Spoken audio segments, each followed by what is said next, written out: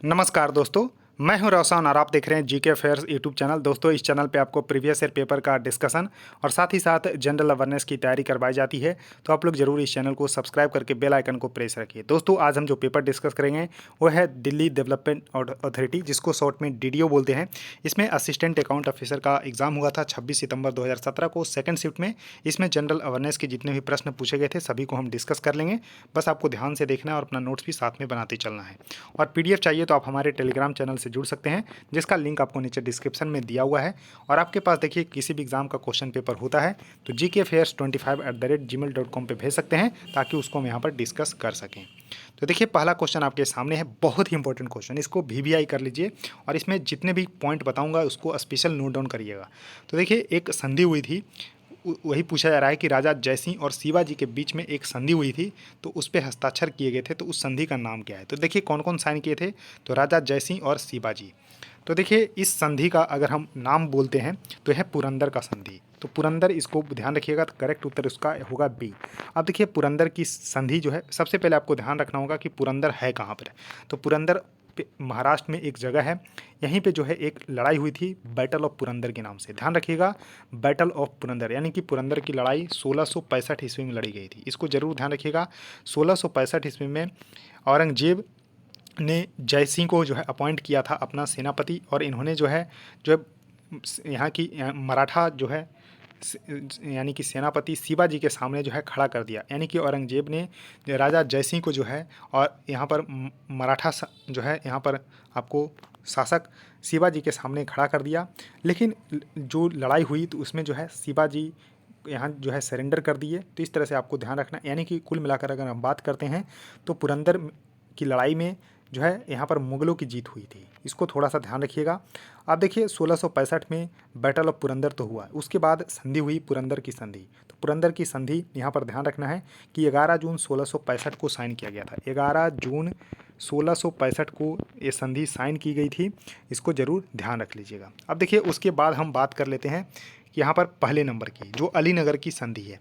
अब देखिए इसको जो है ट्रीटी ऑफ कलकत्ता भी बोलते हैं, यानी कि कलकत्ता की संधि भी इसको बोलते हैं। अलीनगर की संधि को कलकत्ता की संधि भी बोलते हैं, जो कि 9 फरवरी 1757 को साइन किया गया था। किसके किसके बीच में, रॉबर्ट क्लाइव और बंगाल के नवाब थे सिराजुद्दौला। यानी कि रॉबर्ट क्लाइव जो कि ईस्ट इंडिया कंपनी की तरफ से थे और बंगाल के नवाब थे सिराजुद्दौला। इनके बीच में जो है 9 फरवरी 1757 को जो है ट्रीटी ऑफ कलकत्ता या फिर अलीनगर की संधि साइन की गई थी। उसका देखिए सालबाई की संधि, तो जो ऑप्शन सी में है।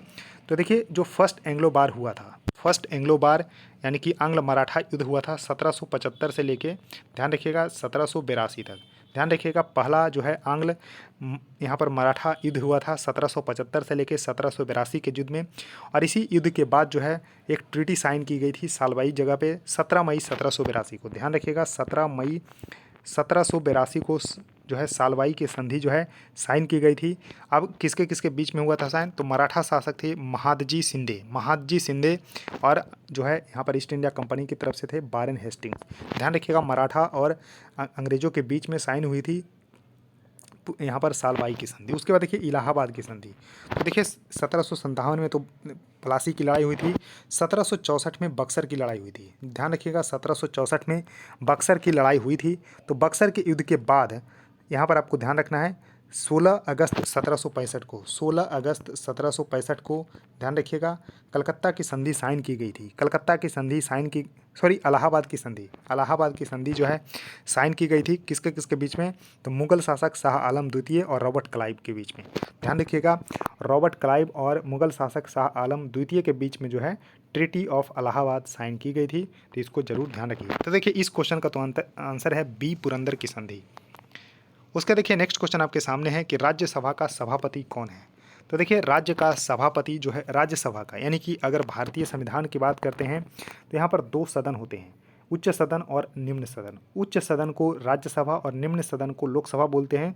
तो जो उच्च सदन होते हैं राज्यसभा, ये अस्थायी होते हैं, तो इसको ध्यान रखिएगा। इसके जो है सभापति होते हैं भारत के उपराष्ट्रपति, यानी कि भारत के जो भी उपराष्ट्रपति होंगे वो बन जाएंगे राज्यसभा का सभापति, ऐसा जो है अनुच्छेद 64 में लिखा गया है। तो यानी कि अनुच्छेद 64 में बोला गया है कि जो भी भारत के उपराष्ट्रपति होंगे वो राज्यसभा का सभापति हो जाएंगे। लेकिन भारतीय संविधान के किस अनुच्छेद में कहा गया है कि यहाँ पर आपको एक राज्यसभा में सभापति होंगे और जो है उपसभापति होंगे। ध्यान रखना है, सभापति भी होंगे और उपसभापति यानी कि चेयरमैन होंगे और डिप्टी चेयरमैन होंगे। तो अनुच्छेद 89 में ऐसा यानी कि 89 अनुच्छेद में ऐसा जिक्र किया गया है। तो ये दोनों अनुच्छेद आपके लिए इंपॉर्टेंट है। उसका देखिए नेक्स्ट क्वेश्चन है कि 2016 का ग्रीष्मकालीन ओलंपिक कहाँ आयोजित किया गया था। तो देखिए ये एग्ज़ाम हुआ था 2017 में, उसके हिसाब से 2016 का क्वेश्चन पूछा गया था तो रियो डी जेनेरियो में हुआ था। तो देखिए 2020 का भी ओलंपिक हो चुका है, 2020 का जो कि 2021 में हुआ टोक्यो जापान में। ध्यान रखिएगा टोक्यो जापान में इसका आयोजन हो चुका है। फिर हम 2024 की बात करते हैं। 2024 का ओलंपिक जो होने वाला है वो पेरिस फ्रांस में होने वाला है। तो इसको ध्यान रखिएगा। क्या आप बता सकते हैं, अब आपसे मैं क्वेश्चन पूछता हूं कि 2028 का जो ओलंपिक होने वाला है वो कहां पर होने वाला है। देखिए आप शहर का नाम बोलिएगा, मैं बोलता हूं अमेरिका में होने वाला है, तो इसको ज़रूर ध्यान रखिएगा। उसका देखिए नेक्स्ट क्वेश्चन है कि ब्रेड में इस्तेमाल होने वाले किस पदार्थ को कैंसरकारी होने के कारण हाल ही में प्रतिबंधित कर दिया गया था। तो देखिए उस समय करंट की न्यूज़ थी कि यहाँ पर ब्रेड में जो है पोटेशियम ब्रोमेट का यूज किया जाता है, इस वजह से जो है यहाँ पर कैंसर होने के खतरा के कारण इसको जो है प्रतिबंधित कर दिया गया था। तो पोटेशियम ब्रोमेट इसका सही उत्तर होगा। तो इसका अगर हम फार्मूला की बात करते हैं तो KBRO3 इसका जो है फार्मूला होता है, इसको ध्यान रखिएगा। तो इसको जो है प्रतिबंधित कर दिया गया था क्योंकि ब्रेड में इसके इस्तेमाल से जो है कैंसर जो है होने का खतरा जो है बना रहता है। उसके देखिए नेक्स्ट क्वेश्चन है कि किसी परमाणु के धनावेशित उप परमाणविक कण को क्या बोलते हैं। तो देखिए अगर हम बात करते हैं सबसे पहले न्यूक्लियस, तो देखिए न्यूक्लियस में प्रोटॉन और न्यूट्रॉन होते हैं। प्रोटॉन जो है पॉजिटिव चार्ज होते हैं, न्यूट्रॉन जो है उदासीन होते हैं। इसके चारों तरफ जो है इलेक्ट्रॉन जो है चक्कर लगाते हैं। इलेक्ट्रॉन जो है जो कि निगेटिवली चार्ज होते हैं, ये आपको जो है यहाँ पर आपको चारों तरफ जो है चक्कर लगाते रहते हैं। तो देखिए किसी परमाणु के धनावेशी, तो देखिए न्यूट्रॉन तो न्यूट्रल होते हैं, प्रोटॉन पॉजिटिव होते हैं। तो करेक्ट उत्तर इसका ये सही होगा, ध्यान रखिएगा। तो यहाँ पर आपको और देखिए जो परमाणु संख्या होते हैं यानी कि Z बराबर होते हैं इलेक्ट्रॉन की संख्या या फिर प्रोटॉनों की संख्या। तो बेसिकली इस तरह से। और अगर हम मास नंबर की बात करते हैं तो मास नंबर यानी कि A=2 यानी कि प्रोटॉनों की संख्या प्लस न्यूट्रॉनों की संख्या। इस तरह से आपको थोड़ा सा ध्यान रखिएगा। अब देखिए नेक्स्ट क्वेश्चन है कि मर्सर के जीवन स्तर सर्वेक्षण के अनुसार यानी कि Mercer quality of the living survey जो है यह एक प्रकाशित करती है, जिसके अनुसार जीवन की गुणवत्ता के आधार पर किस भारतीय शहर को सर्वश्रेष्ठ शहर घोषित किया गया था। तो हैदराबाद को घोषित किया गया था। तो करेक्ट उत्तर इसका बी होगा, एक करंट का क्वेश्चन था। उसके देखिए नेक्स्ट क्वेश्चन है बहुत ही इंपॉर्टेंट क्वेश्चन कि कौन सा अम्ल जो है अंगूर में पाया जाता है। तो अंगूर में पाए जाने अम्ल है टार्टरिक एसिड। तो देखिए टार्टरिक एसिड आपने सुना होगा कि इमली यानी कि टैमरिंड में भी पाया जाता है। इमली को इंग्लिश में टैमरिंड बोलते हैं। तो इमली में भी आपको टार्टरिक एसिड, अंगूर में भी टार्टरिक एसिड पाया जाता है। जबकि यहाँ पर आपको ध्यान रखना है कि दूध में लैक्टिक एसिड पाया जाता है, दूध में लैक्टिक एसिड पाया जाता है। और यहाँ पर जो खट्टे फल होते हैं उसमें जो है सिट्रस फ्रूट उसको बोलते हैं।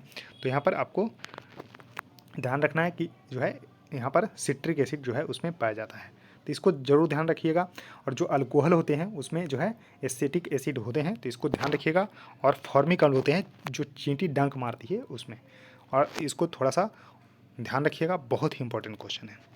उसका देखिए नेक्स्ट क्वेश्चन, इसको तो आप VBI कर लीजिए कि मौलाना अबुल कलाम आज़ाद के इनमें से किस समाचार पत्र की स्थापना की। तो देखिए भारत के पहले शिक्षा मंत्री थे, भारत के पहले एजुकेशन मिनिस्टर थे मौलाना अबुल कलाम आज़ाद। इनके जन्म दिवस 11 नवंबर को हर साल जो है नेशनल एजुकेशन डे मनाते हैं 11 नवंबर को, ध्यान रखिएगा। तो अल हिलाल पत्रिका जो है समाचार पत्र की स्थापना भारत के पहले शिक्षा मंत्री मौलाना अबुल कलाम आज़ाद ने की थे। तो अल हिलाल इसका सही उत्तर हो जाएगा। उसका देखिए नेक्स्ट क्वेश्चन आपके सामने है कि नौकरेक बायोस्फीयर रिजर्व निम्नलिखित में से किस स्थान पर है। तो देखिए नौकरेक जो है ये दक्षिण यानी कि नॉर्थ ईस्ट यानी कि उत्तर पूर्वी भारत का जो है राज्य मेघालय। तो मेघालय का यहाँ पर है नौकरेक बायोस्फीयर रिजर्व, मेघालय राज्य का है। इसको जरूर ध्यान रखिएगा, बहुत ही इंपॉर्टेंट है। उसका देखिए नेक्स्ट क्वेश्चन आपके सामने है कि भूकंप से उत्पन्न इंफ्रासोनिक ध्वनि है। तो देखिए अगर हम बात करते हैं तो इस जो ध्वनि होती है बेसिकली, तो इस तरह के ध्वनि को हम बेसिकली यानी कि 3 तरह के ध्वनि में बांटते हैं। तो सबसे पहला अगर हम बात करते हैं तो इंफ्रासोनिक, तो इंफ्रासोनिक यानी कि 20 हर्ट्ज से नीचे के ध्वनि को इंफ्रासोनिक, तो करेक्ट उत्तर उसका होगा बी। दूसरा होता है सोनिक। सोनिक यानी कि 20 हर्ट्ज से लेकर 20,000 हर्ट्ज तक, जिसको ऑडिबल साउंड भी बोलते हैं। इसको ध्यान रखिएगा, ऑडिबल साउंड 20 हर्ट्ज से लेकर 20,000 हर्ट्ज तक। उसके बाद अल्ट्रासोनिक साउंड होते हैं जो कि 20,000 हर्ट्ज से ऊपर की साउंड को बोलते हैं अल्ट्रासोनिक, तो 20,000 हर्ट्ज से ऊपर की। तो ध्यान रखिएगा, तो इसका करेक्ट उत्तर होगा बी। तो दोस्तों इस एग्ज़ाम में 10 प्रश्न ही पूछे गए थे, सभी को मैंने एक एक करके डिस्कस कर लिया है। बस अब आपका काम बचा है वीडियो को लाइक करना, शेयर करना अपने दोस्तों के साथ, और चैनल को सब्सक्राइब कर लीजिएगा। सो थैंक यू दोस्तों, इस वीडियो में इतना ही, धन्यवाद।